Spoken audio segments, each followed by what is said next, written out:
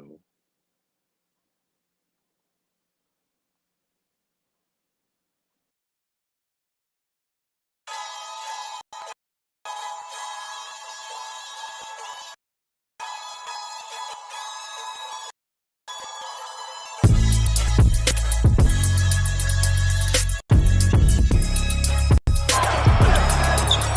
Sit down there, relax. North show just for you. I really don't like that motherfucker.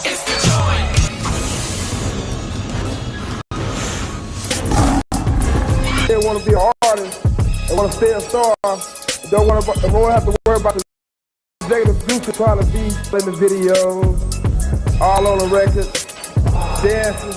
Come to Death Row.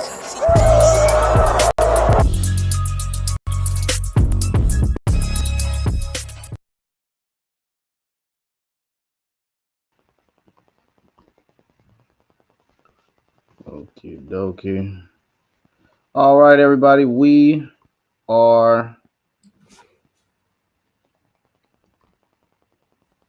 freaking live. All right, so right now, the debate is whether or not is Superman the biggest simp in superhero and in comic history.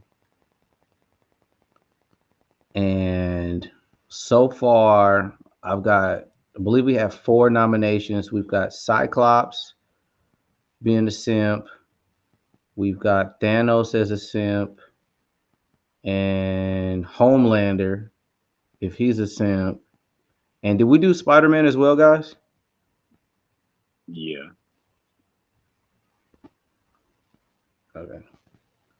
So, okay. I mean, across the board, like does anybody else have any nominations? As of now, no. Yeah. No. No. My fault. I just Paul's back in here. What up? What's up, Paul? Hey, could you send me the link to this video on my newest YouTube video so I can be on my laptop instead of my phone? Okay. 1 second. Or could you put it on the chat? YouTube. Because you're on YouTube. Put it on your YouTube chat, and I just click it from my laptop. Yeah, I'm about to put the link in my chat right now. Yeah. Hold on 1 second.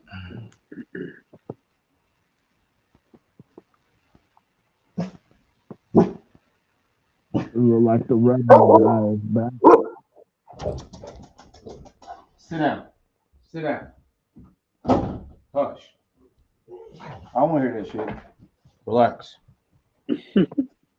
And dog ready to kill somebody. Yeah, the law, Jay Leno. Yeah. That's my baby boy. Yeah, I put the link in the chat. Okay, sweet. I got room for one more in here. Okay, so I'm about to end it on. Okay. Get following here.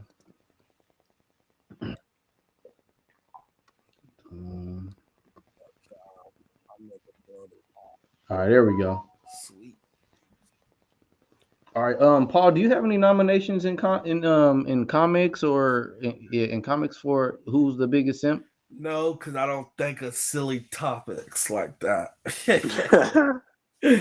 Nah. Now, Jay Leno, I got a question for you because isn't a simp like that's like a man that chases after a woman that doesn't really like him the same way? They're still going after their way to. That's what I'm confused about. Like that's what I thought a simp was like. What is your definition of simp? Well, I guess in this take, like when I guess putting,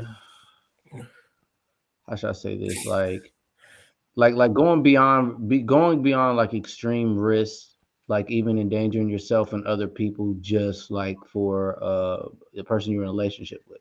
That's not a simp. But like I mean, like going against like your morals, like okay, like for instance, Okay, okay. What are you guys' examples of of some simp behavior? We basically just said it. When a dude go over the top for a woman that doesn't like him, that's not interested in him, but the dude is still willing to go that extra mile for. Oh, okay, okay. Well, then, if that's the case, then yeah, like yeah. Well, then that's what we're doing right now. Then yeah, What? that's fine. Like how is Superman a simp then? Because Superman would go a mile with for Lois Lane, but Lois Lane loves him. They love. I mean, she loves him, but Yeah, she I loves mean, him. so in the okay for one in the movies. In the live action, the Christopher Reeves film, he got rid of all his powers just so he could be with What's Lois and wrong have with sex that? with her. Just to have sex with her, he got rid of his No, powers. not to have sex with her, to marry her, to have a relationship that could last a long time. So he pretty much got rid of his entire existence just to do that. And then not to mention did it, and then Superman killed his own kid and millions of people and some people because Lois died. He was also under the Scarecrow influence. If you're talking about Injustice, Superman, Yeah. he thought that he was fighting Doomsday, but he was killing Lois Lane and his unborn child, like you just said. He thought that he was fighting Doomsday. This is a silly topic, my friend. So with that, in that situation of that's up there, and then we've got Cyclops be on that list as well. How Cyclops is on that list? Because Jean Grey, because he loved Jean Grey to death. Well, hold on, let's just look it up. Let's see here.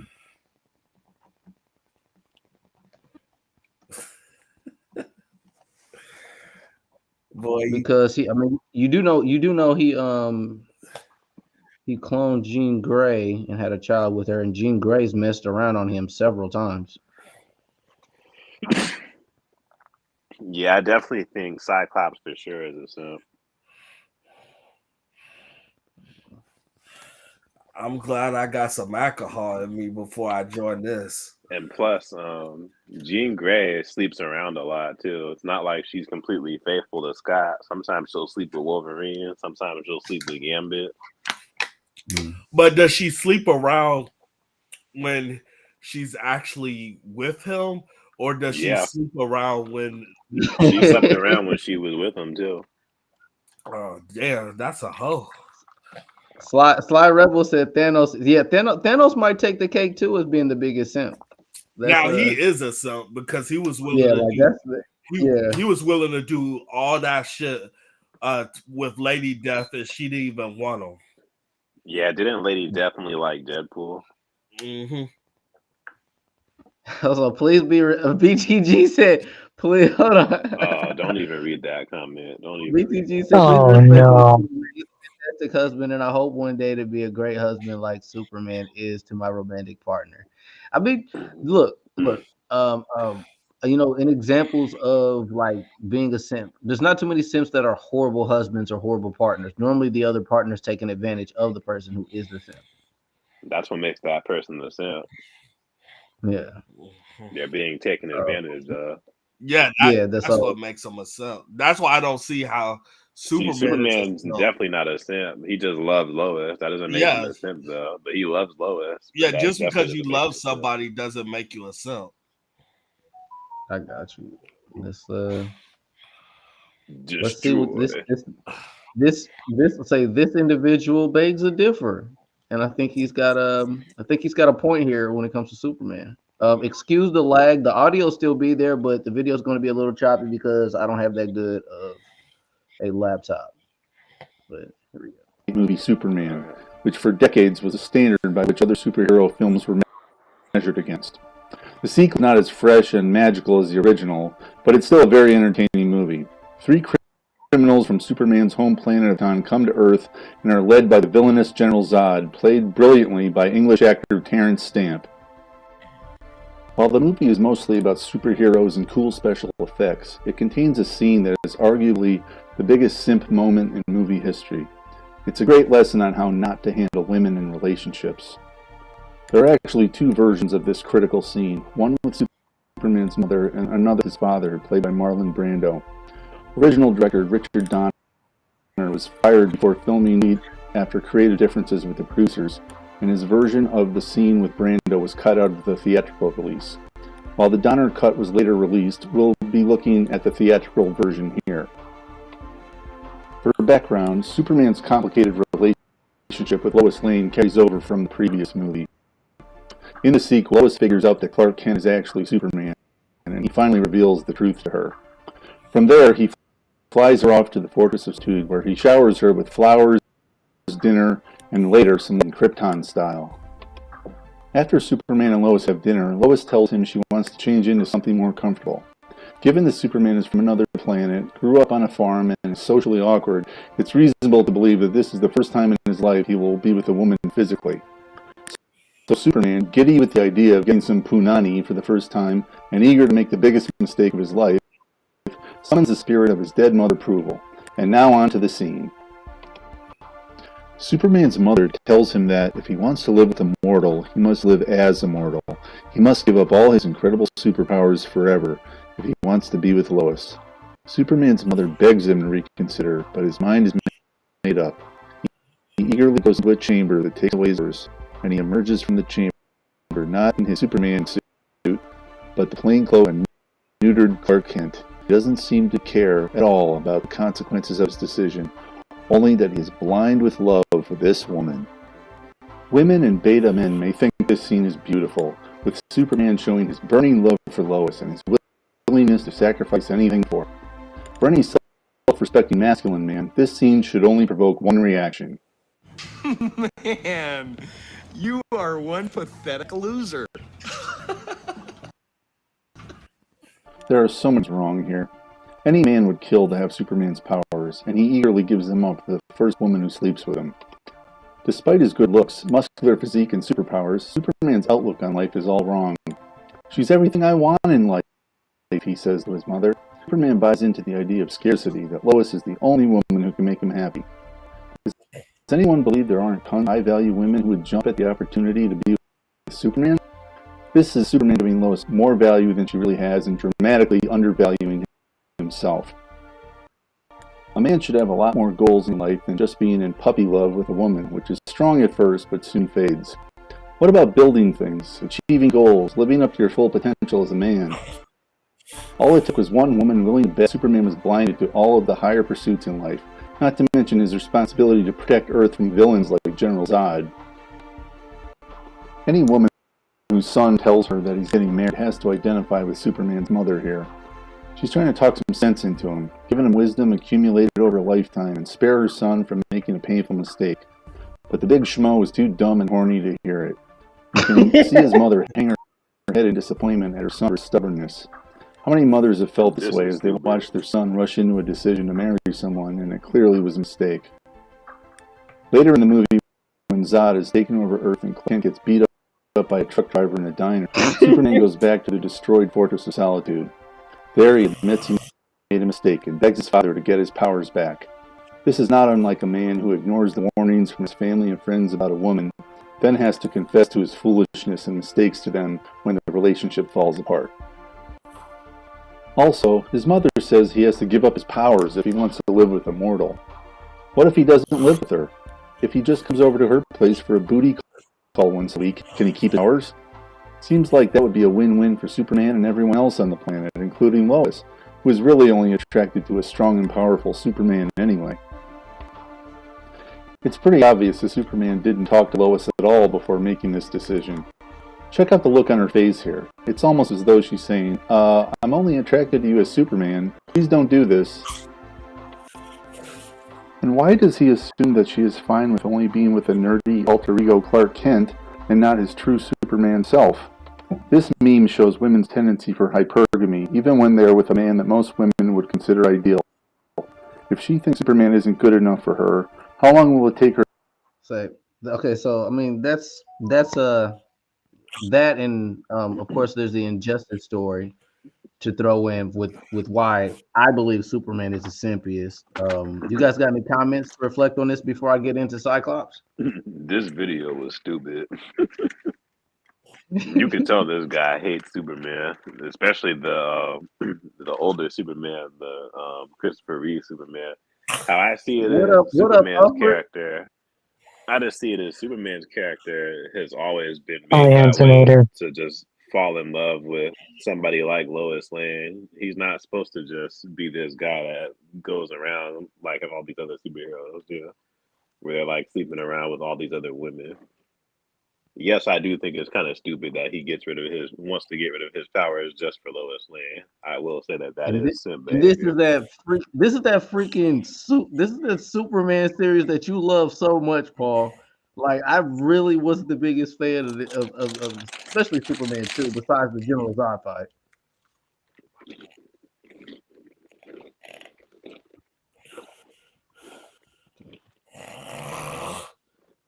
You asleep, Paul? It's the best thing he could do. Mm. I know it's I know it's kind of hard, Paul, to see your man's like that. But we can go into Cyclops. Yeah, let's do the Cyclops.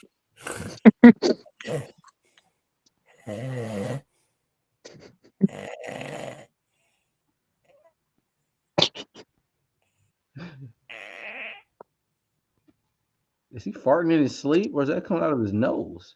Both.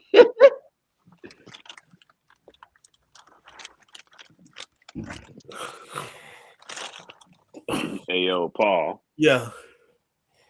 Yeah. Yeah. You awake? Yeah. You were Yeah. just snoring on the phone. My bad. Did the stream started? Yeah. He was just playing the Superman as a simp debate video.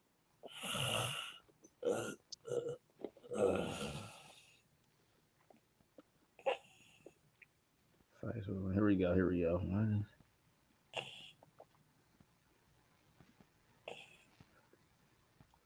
Come on, come on. Where is it? Where's what? To explain the Summers family tree. Okay, Jean Grey. I'm trying to find the when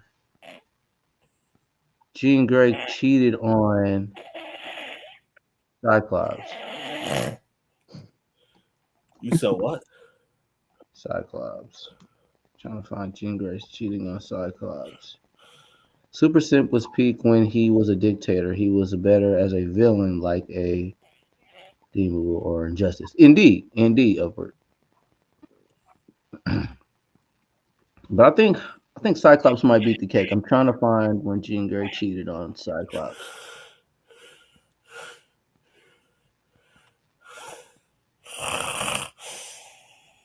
Let's see. Cyclops' power is not even.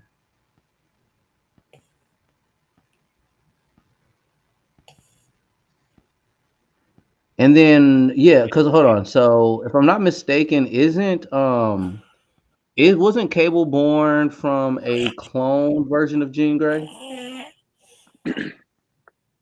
I believe so. Let me see here.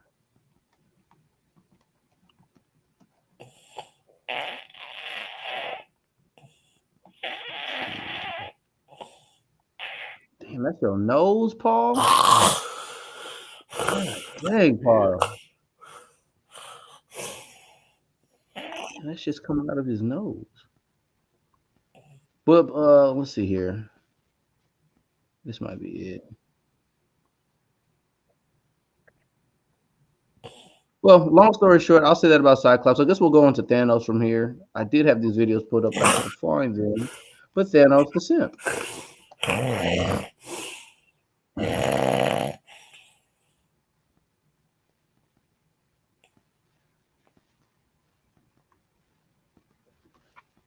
In case anybody did not know.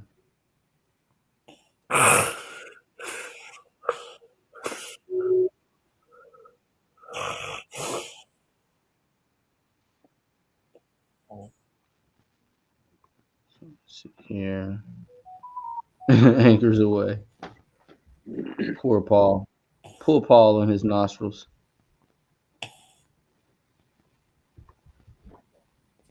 All right, here we go.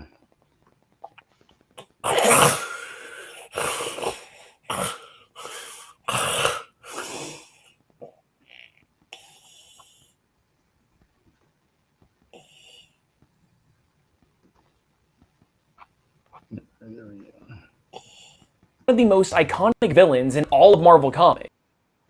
But if you're only really familiar with him from his position in the Marvel Cinematic Universe, then you might be surprised to know that he's actually a try-hard nice guy that does pretty much all of his deeds solely to impress this hot skeleton girl. But honestly though, mood. So who is this lady? Well, technically, she's not a woman at all, but just frequently appears in this female form. This is Death. She's an abstract.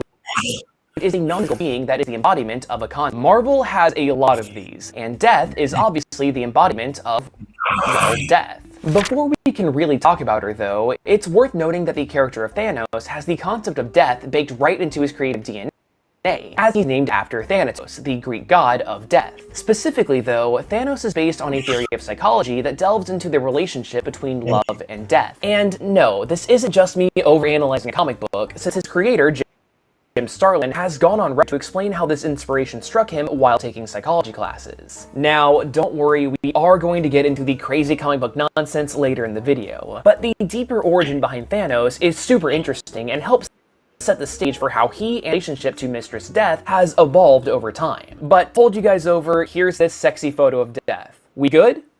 Good. Starlin was inspired by the Thanatos-Eros concept of Freudian theory. Hypersimplified, Dr. Sigmund Freud believed that there are two forces that drive people forward in life. There's Eros, which is sexual instinct, and Thanatos, a death instinct. Even before he started working at Marvel, Starlin had really loved this particular concept, and kicked around a couple of characters based on it in his head. There's Eros, aka Star Fox, who has the ability to stimulate the pleasure sensors in the brains of people around him, and his brother Thanos, a being of pure death and destruction.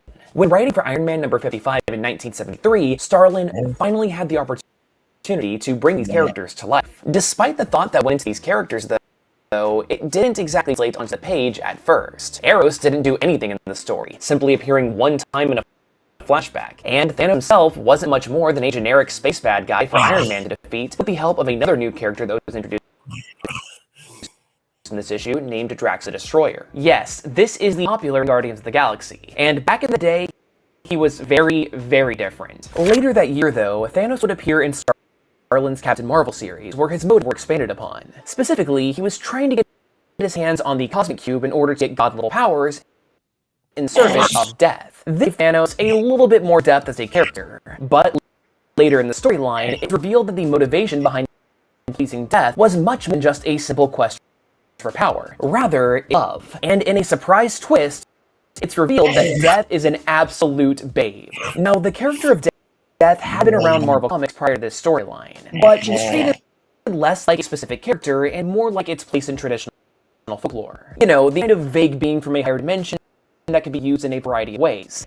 And considering that these early books weren't most keen on continuity, her depiction similarly wasn't consistent. However, as with many appearances in pop culture, Death back then was typically portrayed as a man or as a genderless skeleton creature. Now, I could totally be wrong because these old comics can be really hard to find scans of, but I think that this appearance with Thanos was the first time that Death had been portrayed as a woman in the Marvel Comics, which is why its reveal had so much power. In an interview with the LA Times, Starlin said that his memory from back then was a bit hazy since he had just returned home from service, but he speculates that Thanos literally courting death most came from the death wish that Starlin himself was entertaining back then.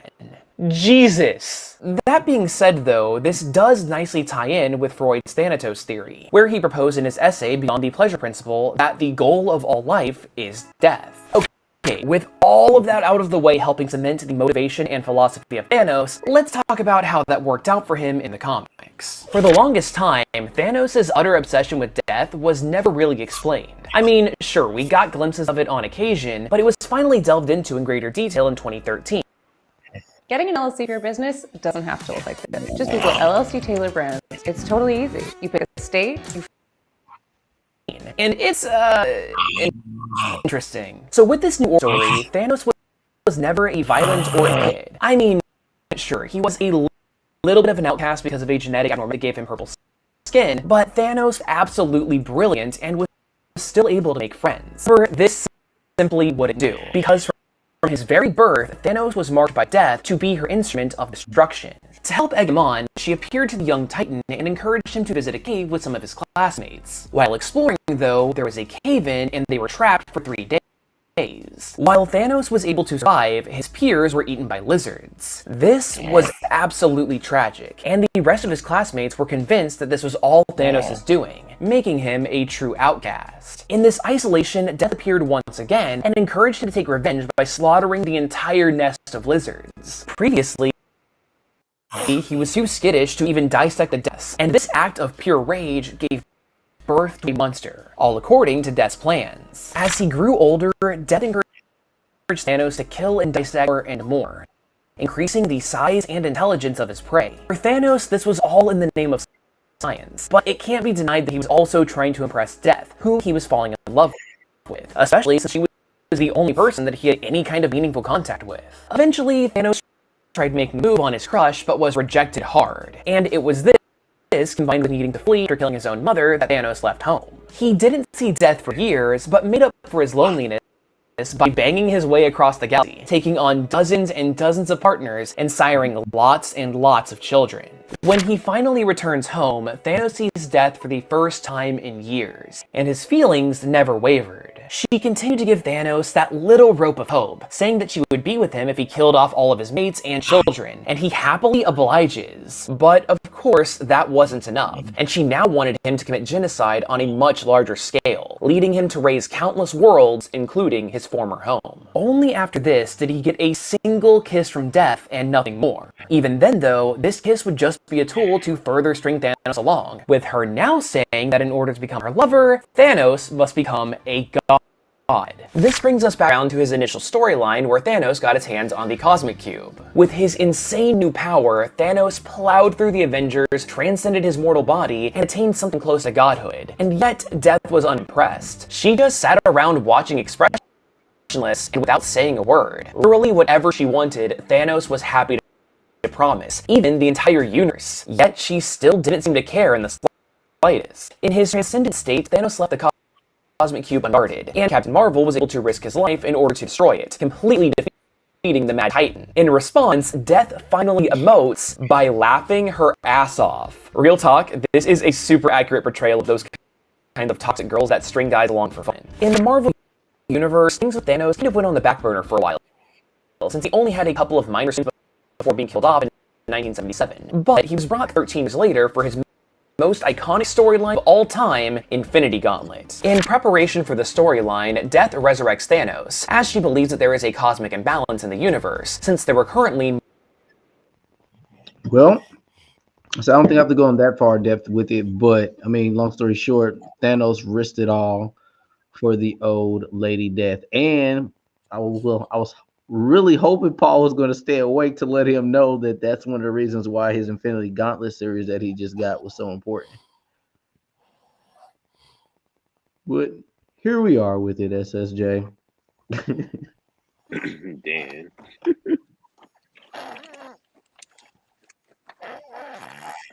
But I don't know. Got him too.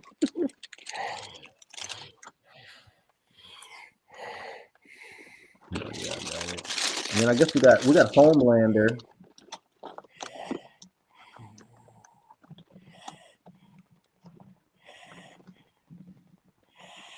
Homelander being a simp. Yeah.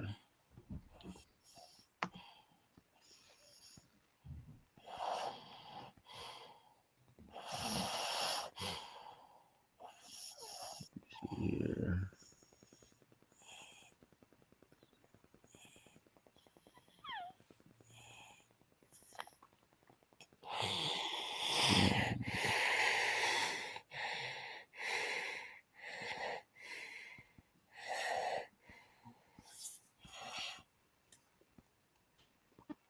What's that female that raised Homelander? I don't remember.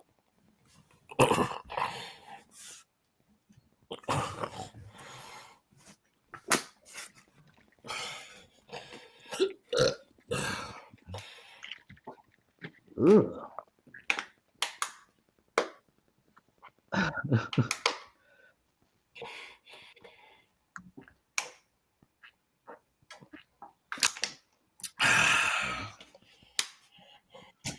Girlfriend. Let me see here.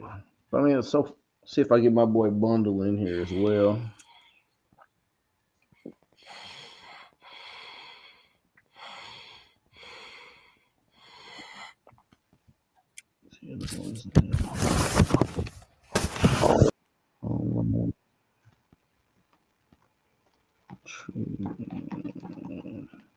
There we go. Hopefully, treat it like a baby.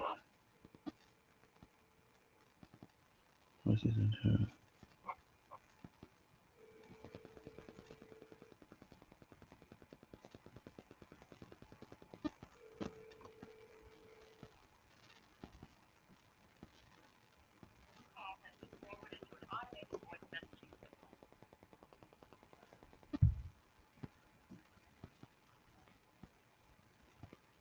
Yeah. I had all this stuff queued up for a moment, but all right. I don't know. I guess would you give it to Thanos over Spider Man? I'd say so. Let me see. You said somebody yell out Static Shock is trash. Who said that? Sly Rebel said yell out Static Shock is trash just to wake up Paul out of his sleep. Yeah, give it a try. Nah, I think Paul eventually hopped out of there.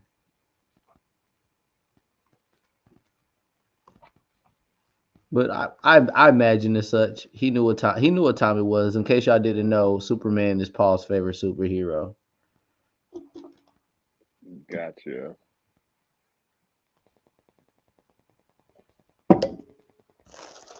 I try to troll Paul every once in a while. I'm trying to think though. I was about to say, well, I wanted him to debate with me, but he ended up going to sleep. But I guess that's a I win for don't know. I you. guess By technicality. Yeah, I guess by technicality, I guess this will be a debate. I mean, this will be a dub. So I don't know because okay, yeah. Long story short, so what I also read about Cyclops in the Simp situation, it kind of may have lowered his value because I didn't know. Are you familiar with Cyclops and the X-Men in the comic books? Yeah. So I didn't know that he had cheated on Jean Grey with Emma Frost. Emma Frost.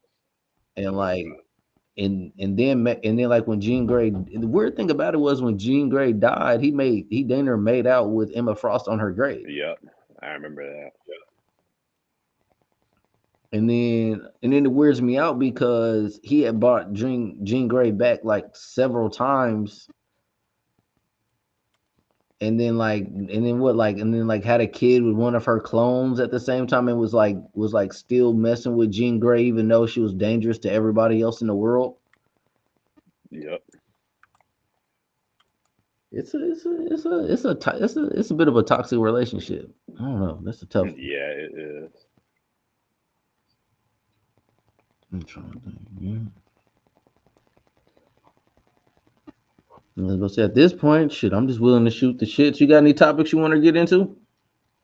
Oh, so I remember you had made a video about Andre 3000 doing the only flute or whatever.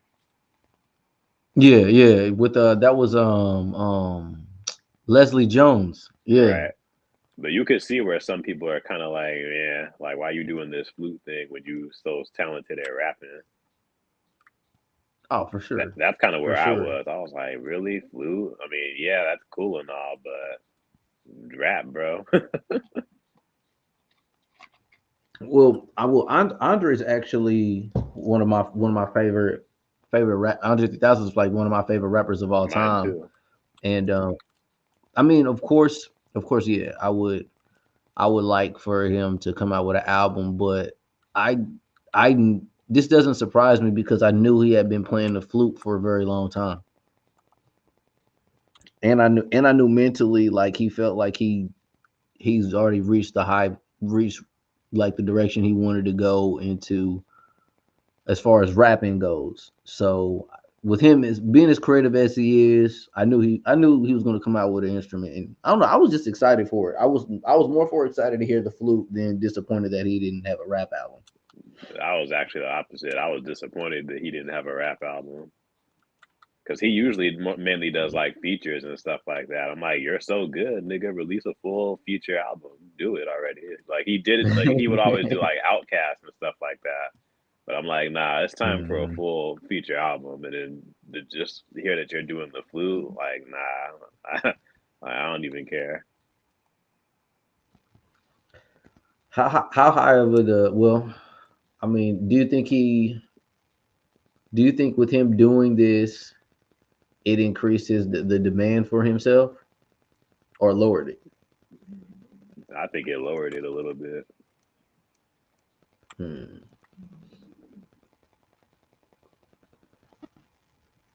Yeah. I mean, because musically, like I don't know. I guess when you're a rap artist, your your your your your crowd isn't as open to like I guess you to experiment and to like start new ventures compared to other music because I mean Prince had his female group and he produce and play instruments for that female group that Prince had. Yeah, he did.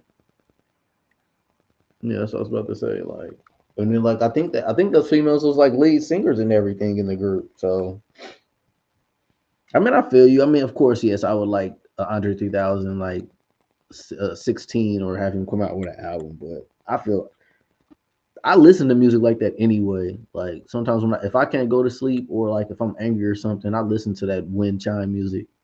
Right. Okay. Yeah, I got you. Did you any new albums you've been listening to lately? I'm still gonna try to finish listening to that Lil Wayne and Two Chains that they just did. I've Hmm. been hearing good things about it.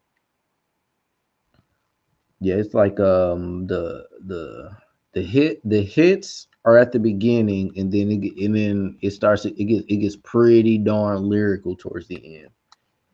Like the middle to end portion. Like it's a nice balance of different kind of music. Gotcha. And I think Lil Wayne's drinking lean again, so his raps is like definitely getting better. It's sad I have to say that. Well, Wayne's my favorite rapper, but like you ever notice like every great musician has like a mind altering or muse that they use to like get to that bag of music, you know what I mean, to get to that level that they want to reach it musically. Yeah, I know what you're talking about. Yeah. I was surprised to hear that Michael Jackson like painkillers that much. Yeah, me too. I thought he was I really thought he was Mr. Sober. Me too. Me too. But when I heard about his later stories, it kind of made a little bit more sense. Mhm. Like him staying up late and stuff like that.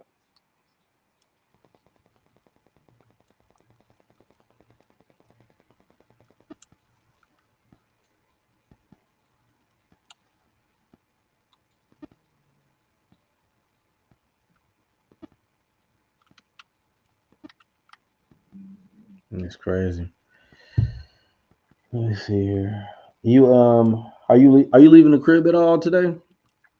Uh, I might leave. I might do something a little bit earlier in the morning.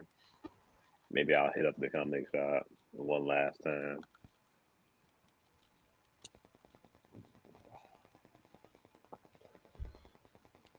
Shoot, I might buy my darn I might buy my PC probably. Well, I think my credit card will be here Friday, so I might buy my PC, so I don't have to deal with this anymore. Where Yeah, I, yeah. Yeah. Cause shoot, after the holidays, bro, normally the barbershop be dead. Oh, I can see that. I can see it being there.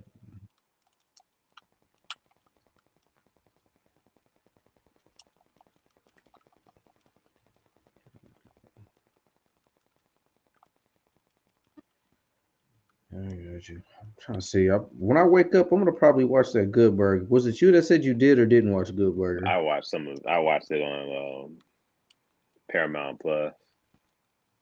If to me, it felt like Coming to America too, pretty much. Okay, like Dana, y'all could have just not made this Hmm. sequel.